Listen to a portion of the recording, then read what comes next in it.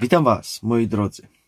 Dzisiaj troszeczkę taki inny filmik, a mianowicie na temat rzeczy, które macie po prostu gdzieś w kuchni, bardzo przeważnie, które leżą pod ręką, a bardzo często mogą Wam po prostu pomóc przy różnych małych jakichś problemach, które występują, się zdarzają, tego typu rzeczy. Jednym z takich produktów, który bardzo często w kuchni się znajduje u wielu ludzi, to jest jogurt. Od tego może sobie zacznijmy, później przejdziemy do innych i tak dalej. Mówię tutaj oczywiście o naturalnym, białym jogurcie. Nie tym z jakimiś różnymi smaczkami, kolorkami i tego typu rzeczami, tylko zwykły biały jogurt, który jest. Co z tym jogurtem zrobić, moi drodzy? Przede wszystkim taki jogurt jest bardzo dobry, na przykład jeżeli mamy poparzenia słoneczne, ale i nie tylko słoneczne, też i jakieś małe gdzieś tam oparzenie, gdzieś się czegoś dotknęliśmy przez przypadek. Można właśnie zastosować na to jogurt. Dlaczego jogurt? Ponieważ ma odpowiednie pH, posiada również różnego rodzaju aminokwasy oraz posiada również ten tak zwany efekt chłodzący. Najlepiej wtedy użyć do tego po prostu jogurtu, który znajduje się w lodówce, ponieważ też jest bardzo fajny już ten efekt chłodzenia dodatkowo zwiększony wtedy, i delikatnie to po prostu obsmarować takim jogurtem. Czyli załóżmy, nie wiem, leżałeś na słońcu i masz, nie wiem, oparzone plecy czy coś, no to wtedy najlepiej kogoś poprosić, tylko nie żeby ci to tak wysmarował, tylko delikatnie, oczywiście czyste rączki i tak dalej muszą do tego być. Można użyć też do tego takiej łyżki, na przykład są takie do wyskrobywania garnków, takie chyba silikonowe czy coś w tym stylu. Można nawet i takie łyżki do tego użyć, żeby to po prostu ładnie obsmarować. I później oczywiście po jakimś czasie trzeba będzie to zmyć. Też dobrze by było taką chłodną wodą, żeby to po prostu fajnie sobie zmyć z tego wszystkiego. Bardzo fajnie przynosi tu efekt taki chłodzący, nawilżający, jeżeli chodzi o różnego rodzaju właśnie takie oparzenia. Tylko z tych oparzeń, jak czegoś dotkniemy, to tylko przy tych lekkich oparzeniach. Jeżeli oparzenia są mocniejsze, to wiadomo, że oczywiście trzeba się udać do szpitala z takim czymś, bo żeby tam się później coś nie zakaziło i tak dalej, i tak dalej. Więc tylko i wyłącznie przy takich lekkich, nie że już gdzieś tam wiecie, no jest to tak mocniejsze. Kolejnym produktem, który każdy w domu ma, to jest sól. Tak, sól. Jednak sól, teraz chodzi tutaj o sól taką na przykład kłodawską, czy też nawet i himalajską, która właściwie jest no, pakistańska, nie himalajska. Jeżeli o to już tak będziemy ściśle na ten temat mówić, to właśnie można takiej soli użyć. Nie powinno się tutaj używać soli takiej zwykłej, jodowanej, ponieważ mamy tam antryzbrylacze i tak dalej, i tak dalej. Do czego ona służy? Jeżeli dopadnie nas przykładowo jakiś katar, czyli mamy gdzieś zatkany nos.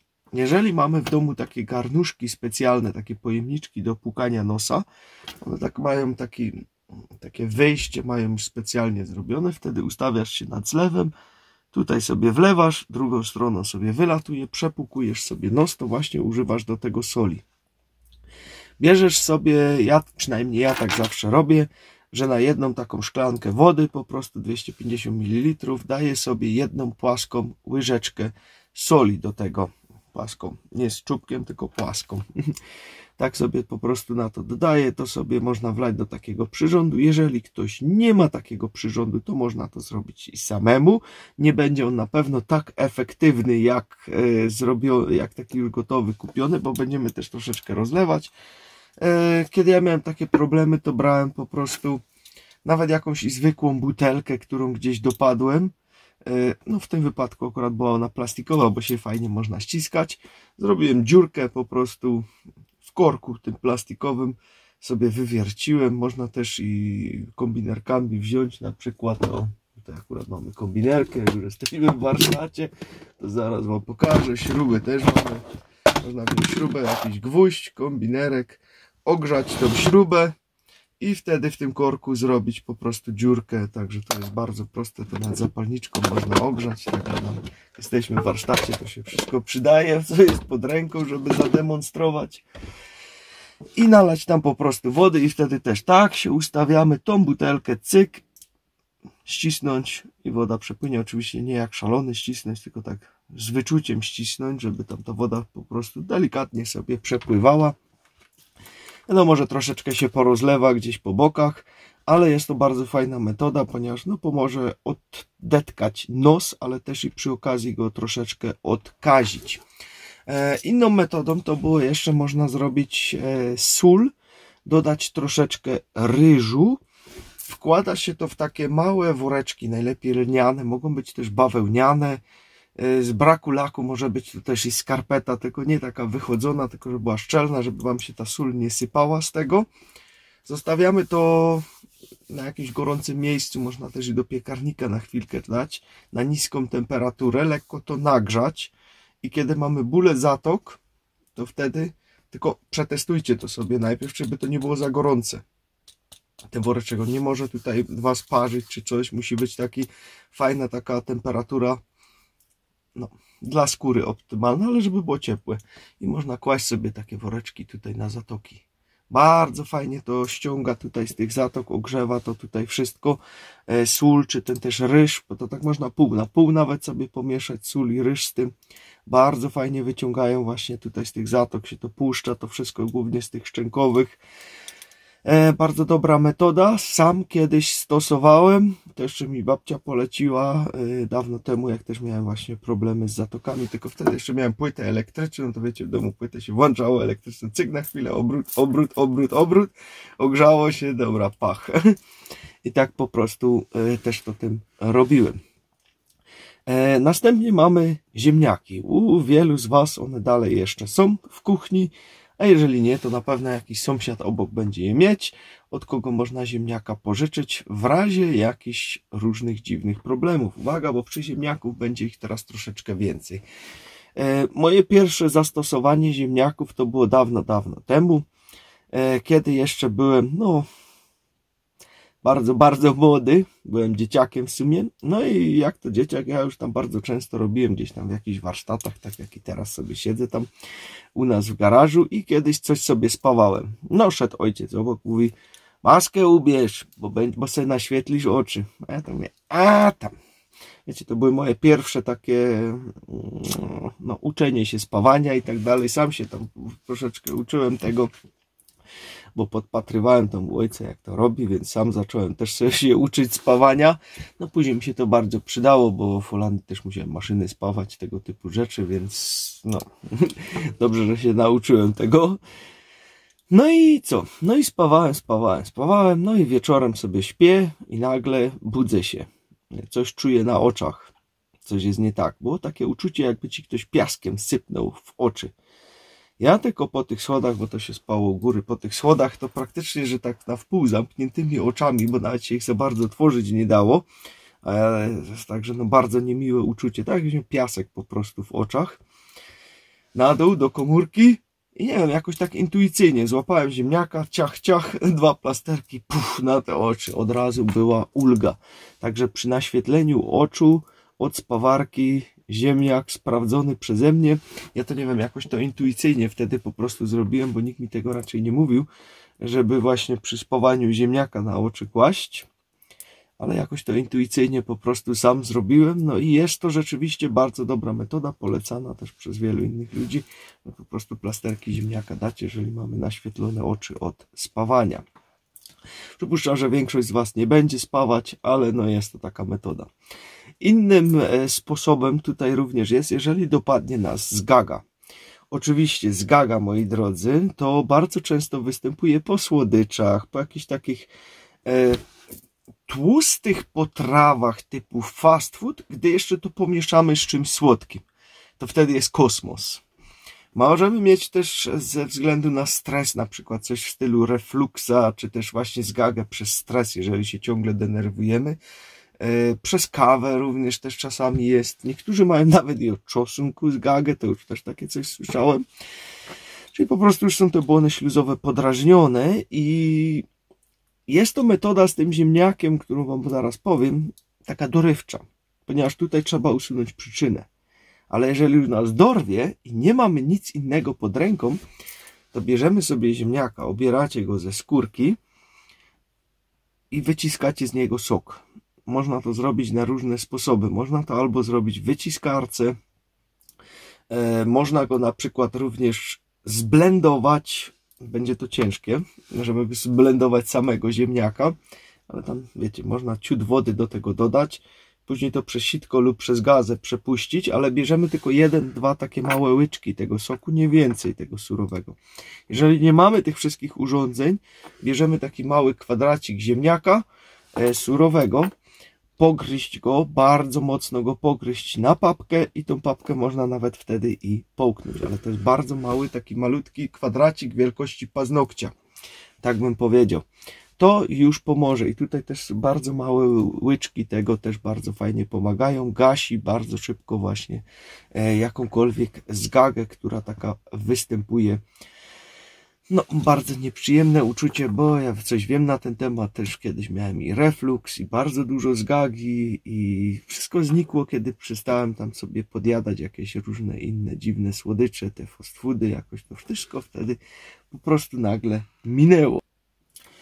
Pamiętajcie tylko sobie jeszcze o tym, żeby przy ziemniakach, jeżeli stosujecie ziemniaki z obierkami i chcecie też je jeść, to żeby one nigdy nie były zielone.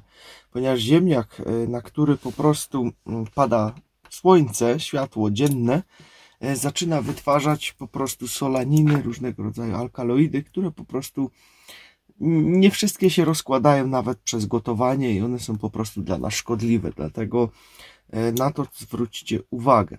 Kolejnym sposobem, który możemy jeszcze wykorzystać tego ziemniaka, bo tak jak mówię, przy ziemniaku jest ich więcej, możemy go zetrzeć po prostu na papkę, czyli można go też i zblendować, włożyć go w jakąś szmatkę, na przykład bawełnianą, czy lnianą, zrobić z tego kompres, po prostu zimny.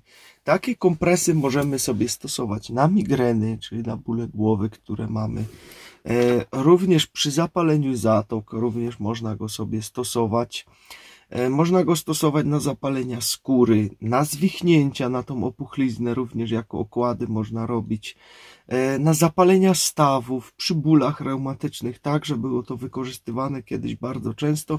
Robiło się po prostu odkłady, załóżmy, że to jest kolano, także dawało się na kolano po prostu w szmatce taką papkę ziemniaka. No lepiej to jest po prostu w szmatce dać, bo bezpośrednio jak dacie, to zrobicie sobie no po prostu wielki syf w domu, mówmy szczerze, bo zacznie się to kruszyć, zacznie to odpadać, wszędzie będziecie mieli pełno ziemniaków, wdeptecie to sobie w podłogę, w dywany i będzie po prostu jeden wielki syf. Dlatego lepiej to po prostu trzymać w takich szmatkach, które są do tego. Innym sposobem też jeszcze, kiedy jesteście przeziębieni, można ziemniaka pokroić na plastry i tu będziemy potrzebowali 2 plastry, no chyba że jest bardzo mały, no to wtedy by trzeba było więcej. I jak mamy nogę, tu mamy palce, tu mamy piętę, to na środek, w to wgłębienie dajecie 1 plasterek ziemniaka, na to skarpeta, druga noga to samo, plasterek ziemniaka, skarpeta i do łóżka na noc z tym spać. Rano to wyciągamy oczywiście. Dlaczego? Ponieważ kiedyś to stosowano na przeziębienia. Ponieważ podczas przeziębień różnego rodzaju bakterie wydzielają w naszym organizmie przeróżne toksyny i przez te toksyny my głównie czujemy się bardzo źle.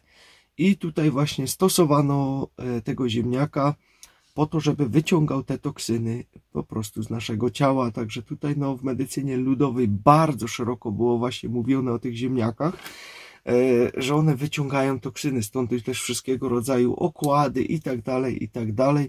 Kiedyś nawet gotowane ziemniaki, ale bez jakichś tam innych sosików, mięska i tak dalej, same ziemniaki były nawet też i stosowane na problemy z jelitami. Jeżeli ktoś miał tego typu, to się jadło przez jakiś czas same ziemniaczki, bez niczego innego. Także to trzeba pamiętać i też to tutaj również pomagało. Oczywiście pozostaje kwestia śluzowania ziemniaka, że po nim można na przykład zostać pełnego nosu. I jeżeli tutaj teraz popatrzymy na kwestię homeopatii, na przykład, tak tylko nawinę, tam jest zasada, że to, co masz, musisz zadziałać na to tym, co to wywołuje. Jeżeli teraz pomyślimy, zapalenie zatok, okłady z ziemniaków, które też się stosowało, wyciągają, ale równoznacznie zatkany nos można dostać po zjedzeniu ziemniaka, więc tutaj mamy tą zasadę: używaj tego, co to wywołuje, no to tylko w innej metodzie. W tym wypadku jest to po prostu jak okłady. Więc na takiej zasadzie można również z tego ziemniaka skorzystać. Jest jeszcze inna metoda. Również ziemniaka można zetrzeć na papkę, ogrzać do takiej temperatury, żeby nie grzało, czy sprawdzić sobie po prostu na ręce, dać sobie na rękę, czy wszystko ok. Zawinąć go również w szmatkę bawełnianą czy lnianą na klatkę piersiową, jeżeli mamy zapalenie oskrzeli. To też było bardzo, bardzo popularne kiedyś. Po prostu dawało się to, przykrywało się i spało się tak po prostu całą noc z tym ziemniakiem tutaj na tej klatce piersiowej, w tym okładzie oczywiście. Z rana, kiedy go zdejmujemy, warto posmarować to miejsce jakimś olejem, czyli po prostu natłuścić, bo może być coś takiego, że będzie ta skóra lekko przesuszona. Także trzeba to wtedy po prostu jakimś olejem sobie wysmarować, żeby wszystko było fajnie i pięknie.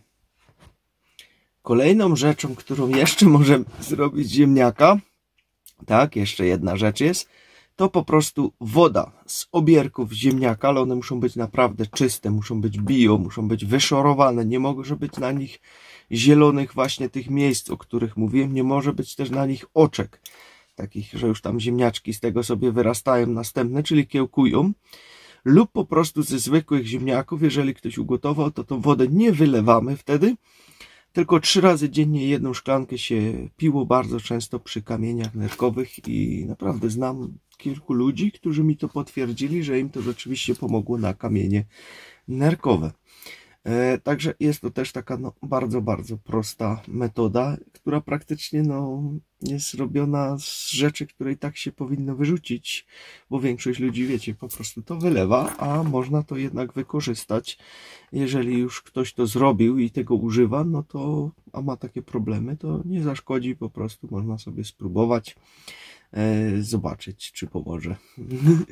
Także to jest też kolejne zastosowanie ziemniaków. Dobrze, może pójdźmy już teraz troszeczkę od tych ziemniaków. Przejdźmy kawałeczek dalej. Cebula. Każdy ma w domu cebulę. Tak, moi drodzy, cebula. Wiecie, na co cebula jest dobra? Jeżeli mamy na przykład lekkie zapalenie ucha, że po prostu nie mamy jak pójść teraz do lekarza, ucho zaczyna boleć, jakieś przeziębienie jest. Są 2 sposoby tutaj, które można wykorzystać. Ja bardziej korzystałem zawsze z tego drugiego. Pierwszy sposób to jest taki, że po prostu cebulę, albo wycisnąć z niej sok wyciskarką, albo po prostu ją całkowicie zblendować i wtedy wycisnąć przez jakąś szmatkę, i potrzebujemy 1 kropelkę tego soku z cebuli i dawało się to do ucha. Tak, żeby on tam sobie spłynął, i tutaj bardzo fajnie to pomaga właśnie uśmierzyć ten ból, działa też bakteriobójczo i tak dalej, i tak dalej. Druga metoda, którą ja preferuję, bo nie lubię, jak mi tam w uchu po prostu coś tam pływa w środku, także nie lubię takich rzeczy, to jest po prostu też zblendować tą całą cebulę, położyć sobie teraz jakiś ręcznik, cokolwiek, na poduszkę, tak żeby to zwinąć go nawet parę razy, żeby to nie przemokło, to zblendowaną cebulę albo do jakiegoś woreczka właśnie takiego lnianego, czy z bawełny, ewentualnie może być do skarpety, tylko czystej skarpety, nie takiej już przechodzonej, tylko czystej skarpety, można to dać, zawinąć, położyć i te ucho, które boli, na tym się położyć i tak leżeć. Ponieważ te opary, które idą z tej cebuli, one będą automatycznie się tam do ucha wchodzić i będą tam to wszystko oczyszczać, działają bakteriobójczo, uśmierzają ból. Także tak można również wykorzystać sobie właśnie cebulę, jeżeli mamy ją w domu. Można robić też syrop z cebuli, jeżeli mamy jakieś przeziębienia, czyli posiekana cebula. Kiedyś zasypywało się cukrem, ale ja wam powiem, zalejcie miodem, zostawcie po prostu na przynajmniej 1 dzień. i wtedy można to sobie zlać, albo myśmy to zawsze zostawiali. Tak było, tylko się brało łyżeczkę, dociskało się dużą łyżeczkę, cyk, to się tam napełniało, pach. I to był po prostu domowej roboty syrop właśnie, który się kiedyś stosowało. To było bardzo popularne kiedyś, kiedy jeszcze, wiecie, nie było na każdym rogu apteki, to właśnie bardzo często stosowało się samemu, takie syropy się robiło i zawsze, no, było to po prostu coś, co było normalne i funkcjonowało, pomagało. Mi ten syrop z cebuli nawet zawsze smakował, on był taki spoko, nie? Niektórzy dodawali jeszcze odrobinę czosnku też do tego, czy cebula z czosnkiem pomieszana. Jak już jesteśmy przy tym czosnku, no, to czosnek też właśnie bardzo często polecało się przy przeziębieniach różnego rodzaju. I tutaj nawet jeżeli ktoś był przeziębiony w pokoju, to się przekrajało czosnek na pół, jeden ząbek, czy parę ząbków i cebulę na pół, na talerzyk i zostawiało się stać w tym pokoju, żeby po prostu te opary, one już same dezynfekowały jak gdyby powietrze, w którym tutaj jesteśmy, w którym przebywamy i jeżeli ktoś był chory, to właśnie się to zostawiało, żeby po prostu to powietrze dezynfekowało. Ale no czosnek też bardzo często właśnie przy przeziębieniach i tak dalej się stosuje, ogólnie wzmacnia całą odporność. Długotrwałe stosowanie codzienne jednego ząbka czosnku przyczyni się też do tego, że będzie ciśnienie krwi się ustabilizuje, czyli nie będzie za wysokie. Pamiętajcie, że rozcieńcza krew, czyli nie wolno stosować przed jakimiś zabiegami medycznymi, operacjami i trzeba uważać, jeżeli ktoś bierze też tabletki na rozcieńczenie krwi, bo on może wejść tutaj w interakcję i będzie po prostu za bardzo ta krew rozrzedzona. To miejcie po prostu na uwadze, jeżeli chodzi o czosnek, ale takim innym zastosowaniem czosnku, którego mało kto wie, to jest wycisnąć z niego sok, tak, znów wycisnąć z niego sok. Jeżeli ktoś ma grzybice paznokci, to pyk, kapka, czy dwie, zależy jak duży jest ten paznokieć, też i troszeczkę pod spód pod paznokieć może najść. I albo zostawić tak i się nie ruszyć i liczyć na to, że nie zaplamicie całej podłogi, a jeżeli nie, to po prostu ubrać skarpetę. Może być jakaś stara skarpeta, tylko żeby znowu była czysta, żeby tam nie było, wiecie, znowu tych grzybni i tak dalej, bo właśnie czosnek ma też właściwości grzybobójcze. I to oczywiście trzeba sobie powtarzać przez jakiś czas, no, bo to nie jest tak, że to jeden raz nałożymy i rano ściągniemy skarpetę i voila, nie ma grzybicy. No tak to nie zadziała. Także tu potrzeba czasu, zależy też jak to jest zaawansowane i tak dalej, ale zamiast na przykład takich drogich preparatów, bo gdzieś ostatnio przechodziłem, już wiem, szukałem wkładek do butów jeszcze jak byliśmy na Węgrzech i tak popatrzyłem przy tych wkładkach do butów, były właśnie preparaty na jakieś grzybice. Gdzie przeczytałem ten skład, no lipny strasznie, ale jak zobaczyłem cenę, no to cena była seta. To ja już wolę ten czosnek użyć. Jest dużo, dużo tańszy niż po prostu to. Ale oczywiście każdy ma wybór. Jak ktoś ma za dużo pieniędzy, to może próbować szczęścia wydawać i kombinować. Dobra, idziemy dalej, bo film widzę, że zaczyna nam tutaj się przedłużać, a jeszcze mamy troszkę rzeczy. Także kolejną rzeczą, którą mamy, to jest na przykład sok jabłkowy. Znacie sok jabłkowy? No, bardzo często wszędzie w domu są gdzieś jabłka, także nigdy nie było z nimi problemu. Jeżeli mamy gorączkę teraz, to bardzo fajnie jest tutaj wziąć sok jabłkowy, rozcieńczyć go pół na pół z wodą. Temperatura letnia i taki sok się po prostu pije powoli, małymi łyczkami. Dlaczego sok jabłkowy? Sok jabłkowy ma tą tendencję do siebie, że on ci nie zbije gorączki na dół, bo jej się nie powinno ogólnie zbijać, ale będzie pilnować, żeby ci ta gorączka nie wyjechała do góry za mocno. To jest jak gdyby taki modulator gorączkowy, tak to można nazwać. To jest właśnie sok jabłkowy. Przy gorączkach tak był bardzo często stosowany, a do obniżenia gorączki zaś stosowało się sok głównie malinowy, czy też na przykład sok z kwiatów bzu, bardzo fajnie też, jeżeli chodzi o zatoki, to też bardzo fajna rzecz, która była stosowana. Sok z czerwonych czy czarnych porzeczek również przy gorączce bardzo często był stosowany. Także no, to warto się już zabezpieczyć wcześniej. No z jabłkami akurat takiego problemu nie ma, bo jabłka to praktycznie cały rok kupimy wszędzie. Już palicho, że jak je przekrejesz, to jest w środku zgnite, nie? Bo zgnije od środka, bo jest tak zakonserwowane. W środku, że zaczyna od środka gnić, no bo zakonserwowali na zewnątrz, no to zaczyna od środka gnić, no bo gdzieś zacząć gnić musi. Nie ma takiej innej opcji, no więc no, teraz mamy taką fajną model, mamy zgnite jabłka w środku. To już palicho to, bo ten środek już można wykroć, pomimo, że to też jest bardzo cenne, co tam w środku jest, ale no, można z tych zewnętrznych zrobić, chociaż, no wiecie, mówi się, że grzyby i tak dalej, jak już są w środku, to już są wszędzie, w całym tym owocu, także no. Dobra, co jeszcze z jabłkiem możemy zrobić ciekawego?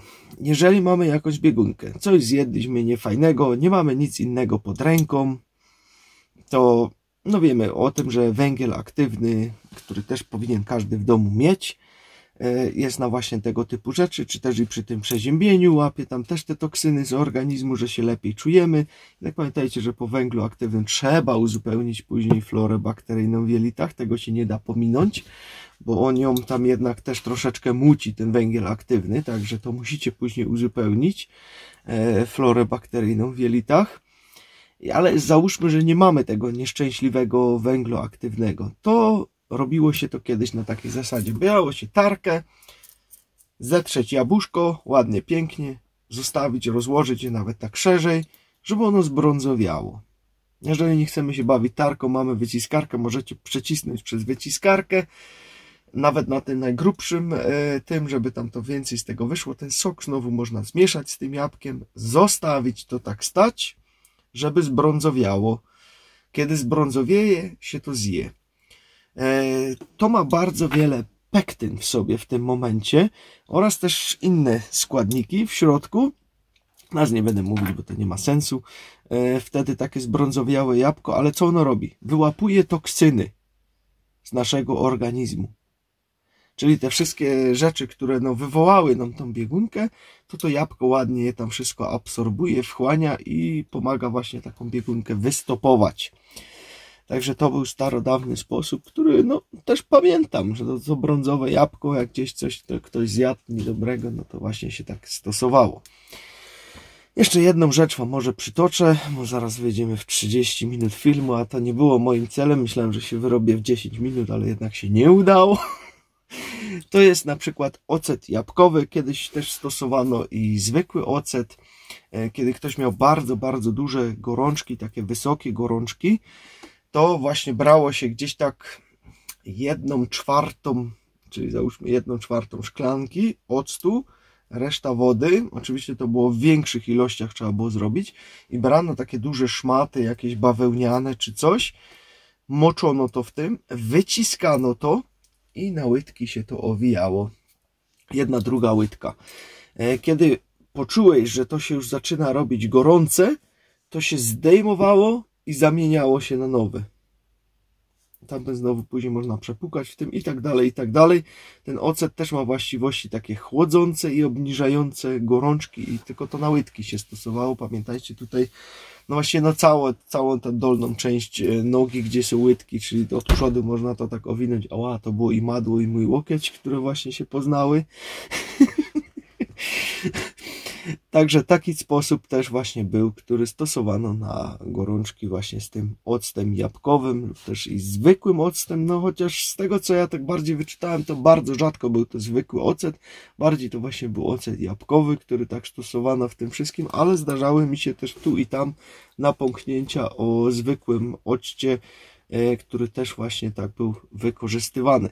Tylko pamiętajcie, że każdy ma też inną skórę i dla kogoś może być jednak 1/4 i 3/4 wody, czyli ten 20% roztwór może być dalej za mocny, więc wtedy trzeba będzie więcej wody dolać, ponieważ no, jeden ma wrażliwą skórę, drugi ma grubszą skórę, jak to się mówi i tak po prostu no, trzeba to po prostu wyczuć w tym przypadku. Także moi drodzy, macie troszeczkę takich starodawnych metod z medycyny ludowej, z rzeczami, które większość ludzi ma po prostu w domu. gdzie was to nic nie kosztuje, a w jakimś tam nagłym wypadku, gdzie no na przykład nie możecie się dostać gdzieś po jakąś inną pomoc, musicie to wykorzystać lub musicie czekać, nie wiem, kilka tygodni, żeby się dostać na tą pomoc, gdzie ona powinna być praktycznie, że od razu zastosowana, to są to jakieś tam sposoby, które po prostu mogą wam pomóc na tego typu rzeczy. Jeszcze jedną rzecz wam dodam, tak na koniec, goździki, które też macie w domu, na przykład ból zęba, jeżeli występuje, można ten goździk zmielić, dodać troszeczkę oleju, to jest metoda taka turbo, kiedy już naprawdę boli i nie macie tego przygotowanego, to zmielić go, oleju, zostawić chociaż to tak na 10-15 minut, żeby naciągło, palec do środka i masować to dziąsło tym olejem, gdzie boli. To jest metoda turbo, ponieważ to powinno być wcześniej już zrobione. Powinny być goździki zalane olejem i zostawione, żeby to już po prostu naciągło i w razie, kiedy zaczyna ząb boleć, to wtedy się tego używa, ponieważ goździk jest przeciwbólowy. To jeszcze taki bonus na koniec wam dodam, bo w sumie no bardzo często też się zdarza, że ktoś takie problemy ma, że boli ząb, no to tutaj jest to jakaś taka ulga, gdzie nie można się od razu dostać do dentysty, ponieważ no goździk ma te właściwości znieczulające. I smarować to. No można nawet 1, 2, 3 razy posmarować, zależy od bólu. Tutaj no, to już musicie sami wyczuć, jaką macie granicę bólu i tak dalej, kiedy będziecie musieli smarować, kiedy nie. Ponieważ jednych mniej, jednych mocnych boli, też zależy od zęba, ale pamiętajcie, że to jest tylko metoda chwilowa, doraźna, z tym trzeba się udać jak najszybciej do dentysty i trzeba tego delikwenta po prostu usunąć. Ja bym nie polecał kanałówki, ale to wiecie sami, bo z martwym zębem chodzić to tylko problemy później. Tutaj już naprawdę tyle historii się nasłuchałem o chorobach właśnie z tych zębów kanałowych, które wyszły. No może już nawet nie tyle, ale aż gdzieś tam aż do sufitu. Tyle się nasłuchałem. Gdzie ząb usunięto i nagle problemy znikały. Także miejcie to na uwadze. Dobra, to było na tyle. Pamiętajcie o konkursie, który cały czas tutaj trwa. Wszystkie produkty, które są związane z tym konkursem, które biorą udział, macie zalinkowane w opisie. Są to rzeczy, które polecamy, z których korzystamy. Cały czas z długimi gwarancjami, gdzie będziecie naprawdę zadowoleni. Wtedy wpisać sobie konkurs z szamanem tutaj w uwagach do zamówienia podczas zakupu tego i do 24 grudnia zostawcie nam jakąś fajną historię, coś śmiesznego, obojętnie co wam przyjdzie do głowy na temat tego produktu, który zakupiliście, a my 24 grudnia będziemy kogoś wybierać, właśnie tą najfajniejszą historię. I ten ktoś otrzyma bon na 15 000 złotych do tego sklepu, gdzie będzie mógł sobie kupić co tylko będzie chciał. Także tyle na dziś, trzymajcie się, hej!